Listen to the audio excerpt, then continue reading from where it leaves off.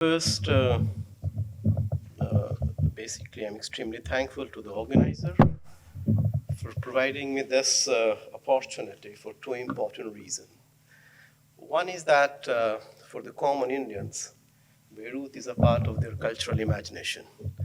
Thanks, because most of the Bollywood film shooting has taken place here, mostly dealing with the various kinds of dances and the other kinds of the stories that we have.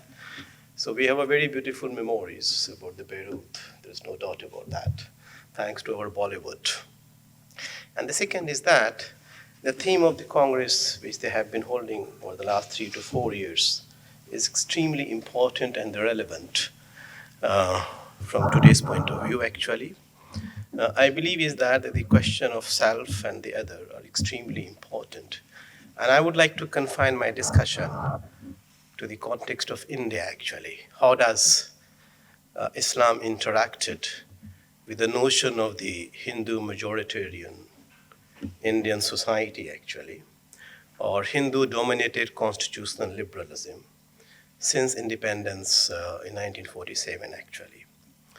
Now, in these narratives, what really becomes very important for me is that there are two different contexts, rather three different contexts that emerge. One is that almost from the early 11th century till almost mid-19th century, Islam was ruling, it was powerful, it was dominant. And because of that, what you see very interestingly is that very liberal kind of the interpretation of the Islam. So one do find that there's a remarkable relationship between the liberalism and the interpretation of the tradition too, actually. The second is that since the decline of the Islam or the Muslim power, you find a very different kind of discourses and the reconstructions of the Islam with regard to the subcontinent, with regard to the Hindu majority community. The third variable, which is important here is, I hope I am audible. The third variable, which is important here is that right from the, I would say arrival of Islam in India, from the 7th and the 8th century onwards till date, Muslim has never been a numerical majority, actually. It is basically a minority, And there has been a remarkable, I think I'm audible. It has, whatever the theological constructions and the reconstructions has really taken place, one needs to really also understand its minority context, actually.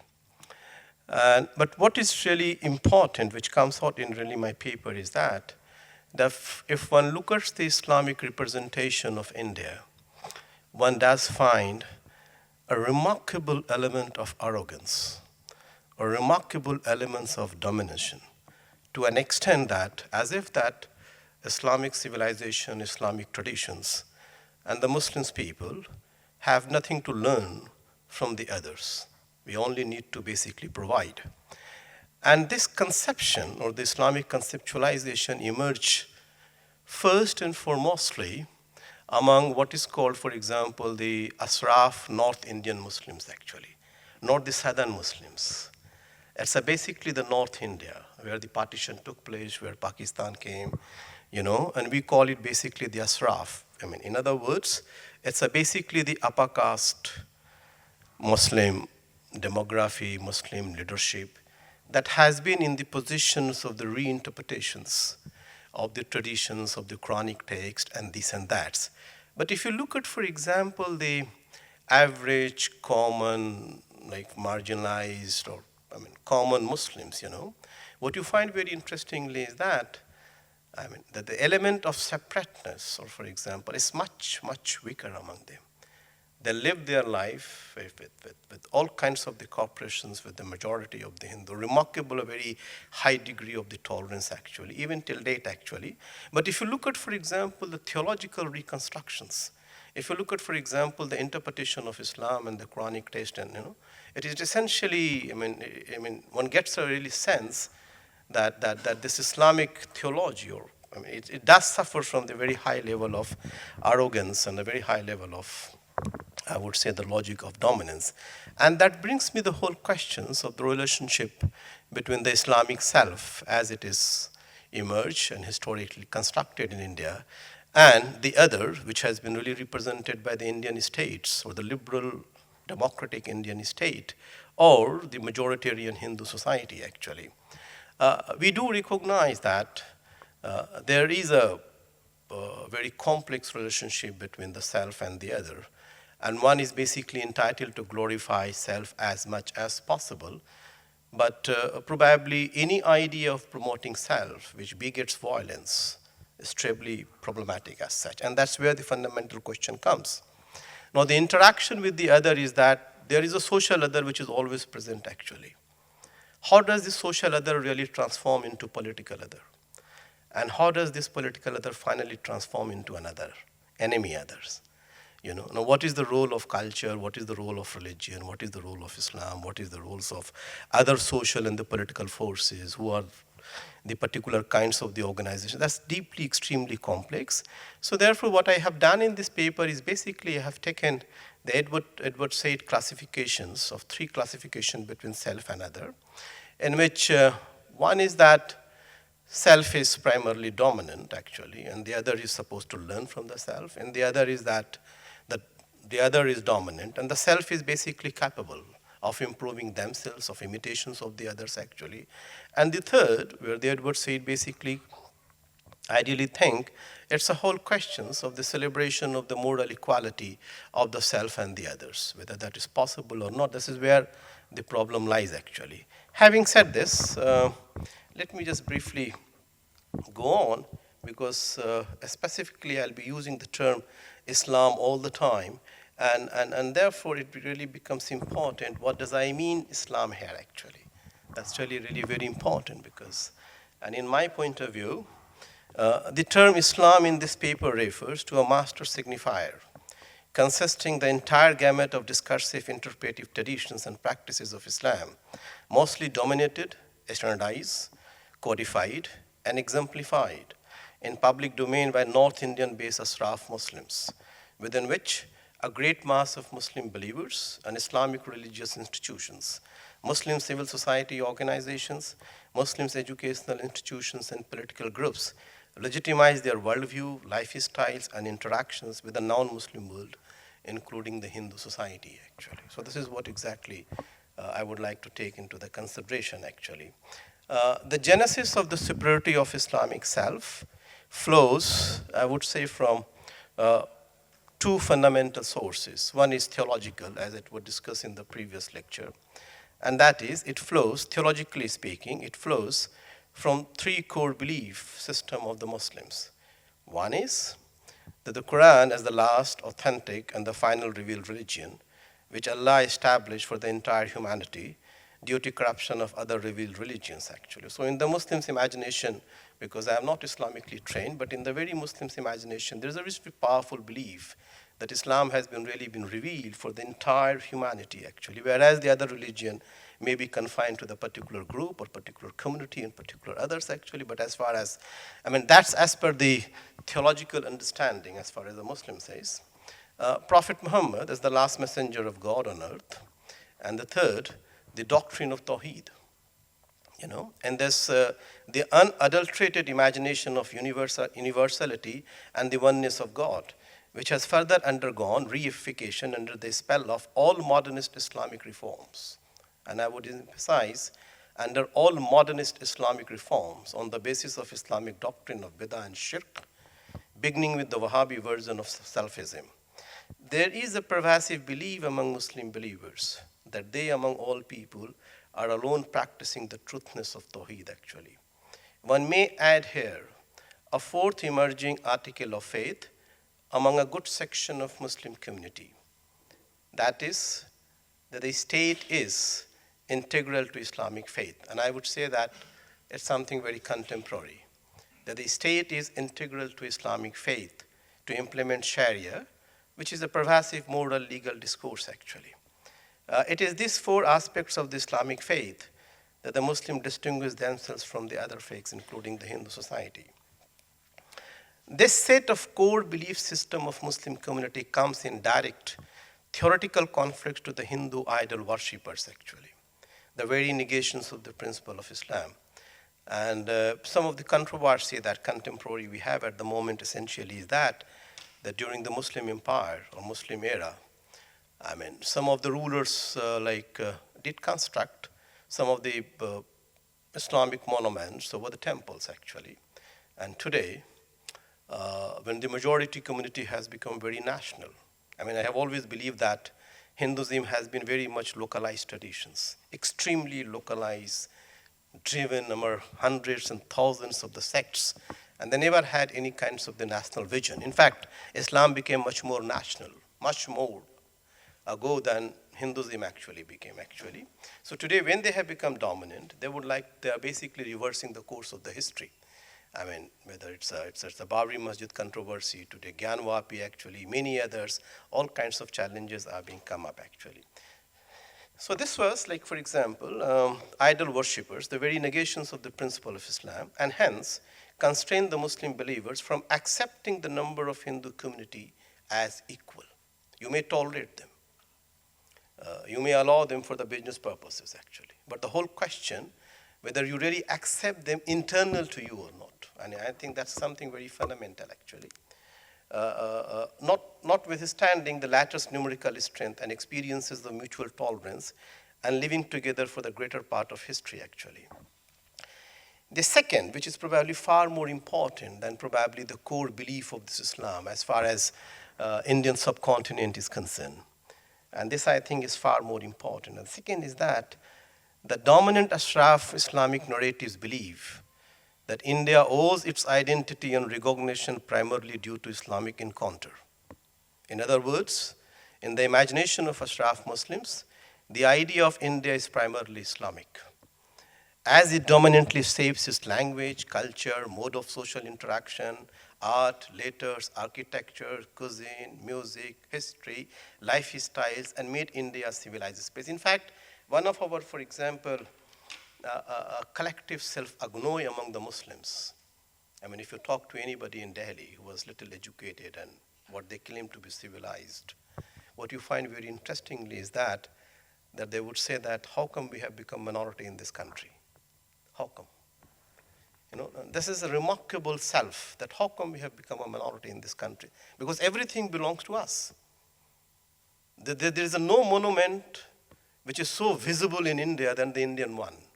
Taj Mahal, Red Fort. There is only two monuments which is visible in India. One is Islamic, another is Buddhist. No Hindu monuments. And that is one of the reasons why the national response is for the construction of the Ram Mandir, by destroying the Babri Masjid, that we must have a national temple, making Ram as a national god. Like, for example, that happened within the Islamic State, making Prophet Muhammad ruler of a state. More or less similar kind of parallelism that basically exists, actually. So that's very interesting that you find that. And therefore, what you find interestingly is that the expression, what is called Indo-Islamic civilization, refers more to Arabian, Persian, and Turkish Islamic contribution to Hindu-Indian body than the vice versa. There is one very famous alim that we have, and he passed away, Abul Hasan al-Nadwi, one of the most celebrated Islamic scholars, captured this vision in his most recent book called Muslims in India, and concluded that it would be better if Hindus do not forget the gratitude they owe to the Muslims, actually. It is the same religious scholars, which is very it is normally said is that one of the key of the Kaaba has been given to him, actually. Whether that is true or not, I'm really not, but there may be the myths, actually. But when India became independent in 1947, then some of the European scholars and academicians approached him, and it is recorded, actually, that asking this question, that how the Muslim is going to adjust with these transitions, because now the power has basically slipped out. You have become a minority. What is your approach? Then Abul Hasan, this person, who is a very celebrated Islamic religious scholar, the answer was very remarkable. And the answer was that we have nothing to afraid. Muslims have nothing to afraid. These Hindu people who are likely to govern this country now, they will come to me to consult me because governance belongs to us. So that's something, because it speaks about your arrogance. It speaks about your inability to basically move with the changing times, accept the logic of citizenships. So that you find are very remarkable as far as the articulation of the Islamic self is concerned, actually. It is this imagined Islamic India and its cultural repertoire which is under attack from segments of Hindu India since colonial times, the frequency of which has tremendously increased under the current Hindu national government. For this region, the preservation of Islamic identity and Islamic values remained a key component of Muslim politics since the decline of the Mughal Empire in early 18th century. It is no accident of history that largest political mobilization of Muslim communities in Indian subcontinent in 20th century has taken place around the religious issue, whether the Khilafat movement, Pakistan movement for protection of Babri Masjid, Urdu, Muslim personal law, and Muslim educational institution. A significant factor behind all these movements were fear of corruption of Islam under Hindu domination, if not under British dominations, because of course, after all, which at least share the genealogy of monotheism actually. The Islamic representations of the others, while upholding the superiority of Islamic self, can be demonstrated by a few select examples from pre- and post-modern Indian history and politics. Thus, when Islam was the ruling ideology of the Muslim kingdom in India and enjoying the position of power and influence, it was represented as generous and magnanimous, treating the culture and religion of non-Muslims groups with respect, with the notion of dhimmi, non-Muslim subjects. The contingencies of the Muslims' governance even led to declare India as Darul Islam and classify the Hindus as Ahle Kitab and people of covenant during the Muslim rule. Similarly, for the same region, the application of jizya tax was not uniform. Sometimes it was imposed, sometimes it was withdrawn actually, in fact. Notwithstanding this accommodationist threat of Muslim rulers, the representation of non-Muslim groups, even when the Islam was at the dominant or when it became less powerful or decline actually, and in both the context actually. Notwithstanding the accommodationist thrust of Muslim rulers, the representation of the non-Muslim groups in Islamic writings, speeches, and the other forms of the knowledge production range from kafir, non-believer, or mushkirin, the ideal worshippers, to gumrah, misguided, jahil, ignorant, napak, najlis, unclean, dushman-e-Islam, enemies of Islam, and awliya shaitan, friends of the devil. So you do find all this very pervasive, and a tendency that increased manifold with the decline of Islamic power and influence since early 18th century. The Islamic scholars and clergy link the decline of Muslim power to the growing syncretization of Islam actually. Because the more the Islam is in mixing with the societies, and therefore, if I have to look at my own childhood, I used to participate in the Hindu religious festivals, all the things. Today, everything has gone, which essentially mean that I become Muslim by rejecting the entire logic of pluralism. So as long as, otherwise I can't become Muslims actually. And therefore, for me, the idea of Pakistan basically represented something that rejects pluralism as such. It is not a question of sharing of a power actually. That sharing of power is constitutionally possible. Much more you go deeper into the histories of the creation of Pakistan, you will find how the entire idea of the Islamic imagination, the whole idea was that the first we will have the state and we'll come back again to India. And that basically propelled, because the Muslims happened to be the nobility in India at that particular point of time actually. So what you find is that the Islamic scholars and clergy link the decline of Muslim power to the growing syncretization of Islam. They unleash the forces, and this is much more deeper since the decline of the Islamic empire into the early 18th century actually, with aim to purge the Hindu influence on Islamic values, a process that continues till date. Hence, the dominant Islamic representation to the religious pluralism is one of either distancing or rejection of what amounted to Hindu values, custom, marker, and celebrations. The creation of Pakistan is in part of result of this long historical process of homogenization of Islamic thought process and identity. that transformed a diversified Muslim community into a national Muslim community much before the transformation of localized caste-ridden Hindu population into a national community as such. During mid-19th and the mid-20th century, the Islamic debate centered mostly on the issue of relationship with the British colonial ruler, as well as forging close relationship with the Hindu community to oppose the British domination, actually.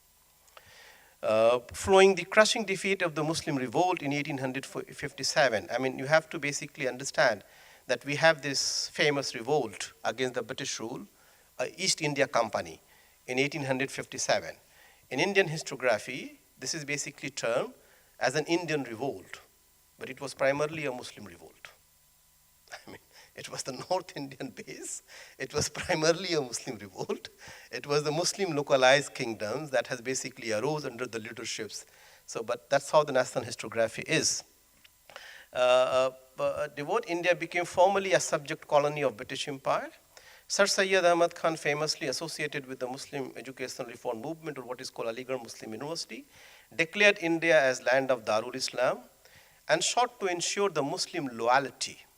In fact, he wrote even the book, the great Muhammadan, loyal Muhammadan to British Empire. I mean, that's the title of the book. The Muslim loyalty towards the British rule on the ground that both Muslim and Christians belong to the Quranic principle of Ahl Kitab.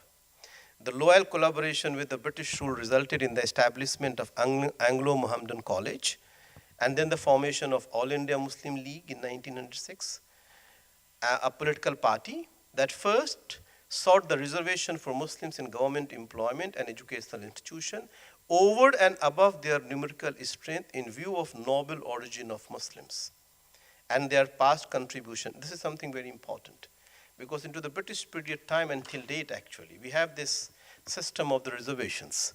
So when the Muslim empire really declined, then the Muslim demanded the reservations, the Muslim elite demanded the reservation for the Muslims in the government job and the educational institutions.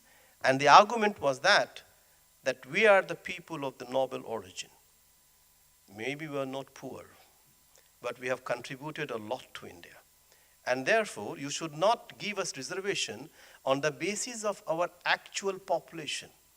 You must give us reservation more to what we are in terms of numbers, actually. Much more than the basis of the population. So that was very remarkable. And yes, the British government did granted that those days. I mean, that argument continues till date. You know, during the period of two world wars, the dominant superior Islamic self, vis-a-vis Hindu other, was publicly debated on a key question. And one of the key questions was that whether the interest of Islam would be best served by Muslims uniting with the Hindu community against the British rule and remaining within India, or by separating from India and creating their own independent nationhood. That's the result of Pakistan. Those were the key questions, actually. So those who basically believe that the Muslims can unite with Hindus to oppose the British imperialism or British colonialisms, they cited what is called the Prophet Muhammad Medina constitutions, actually. Yeah, 1 minute, please. It was the constitutions, actually, you know.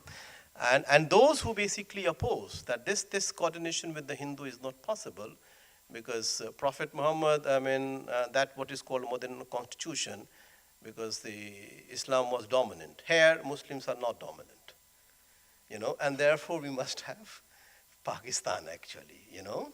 And even those who supported a collaboration with the Hindus, actually, their position was that as long as we do not convert the India into a Muslim, we must have this friendship. You know, the moment India will be converted, you know, then we don't need this. You know, and the other angle was that because they were opposed to the idea of Pakistan, because they said that the idea of Pakistan basically hampered the work of Dawah. We are not in a position to propagate the message of Islam anymore. Where Pakistan was created, they are already 90% Muslim. We don't need a Dawah there. We need a Dawah here.